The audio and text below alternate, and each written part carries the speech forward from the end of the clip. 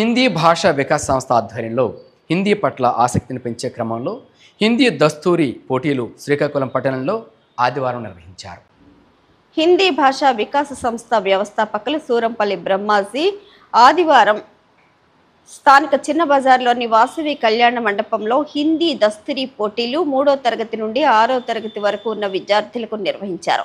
ఈ సందర్భంగా ఆయన మాట్లాడుతూ హిందీ భాషను అందరూ నేర్చుకోవాలని సూచించారు.